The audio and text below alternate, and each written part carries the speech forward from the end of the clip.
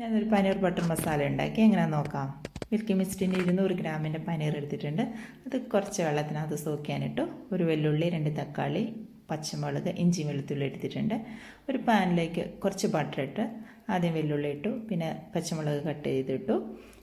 പിന്നെ ഞാൻ കുറച്ച് കാഷ്യൂനട്ട് വെള്ളത്തിൽ കുതിരാൻ വേണ്ടിയിട്ട് എടുത്ത് വെച്ചിട്ടുണ്ടായിരുന്നേ, അതും ഇട്ടു. തക്കാളി, പിന്നെ 1/2 ടേബിൾ സ്പൂൺ മുളക് പൊടി, 1/2 ടേബിൾ സ്പൂൺ മല്ലിപ്പൊടി, കുരുമുളക് പൊടി, ഗരം മസാല, ഇതെല്ലാം നന്നായിട്ട് മൂത്തതിന് ശേഷം മിക്സിയുടെ ജാറിലത്തേക്ക് ഇട്ടിട്ട് കുറച്ച് വെള്ളം ഒഴിച്ച് അടിച്ച് മാറ്റി വെച്ചു. പിന്നെ ആ പാനിനകത്ത് തന്നെ കുറച്ച് ബട്ടർ ഇട്ടു.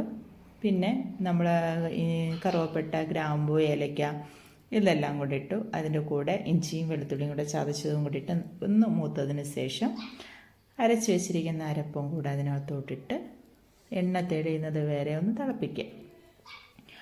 അതിനുശേഷം നമ്മൾ സോക്ക് ചെയ്ത് വെച്ചിരിക്കുന്ന പഞ്ചസാര, ഒരു 1/4 ടീസ്പൂൺ പഞ്ചസാരയും കൂടെ അതിനകത്തോട്ട് ആഡ് ചെയ്തു.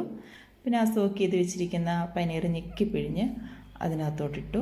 പിന്നെ കുറച്ച് കസ്തൂരി മേത്തി അതും കൂടെ കയ്യിലൊന്ന് തിരുമ്മി അതിനകത്തോട്ട് ഇട്ടായിരുന്നു. പിന്നെ മല്ലിച്ചപ്പ് ഇതെല്ലാം കൂടെ ഇട്ടതിന് ശേഷം ഒരു പാത്രത്തിലേക്ക് സെർവ് ചെയ്തു. പിന്നെ ഫ്രഷ് ക്രീമും കൂടെ അതിനകത്ത് ആഡ് ചെയ്തു.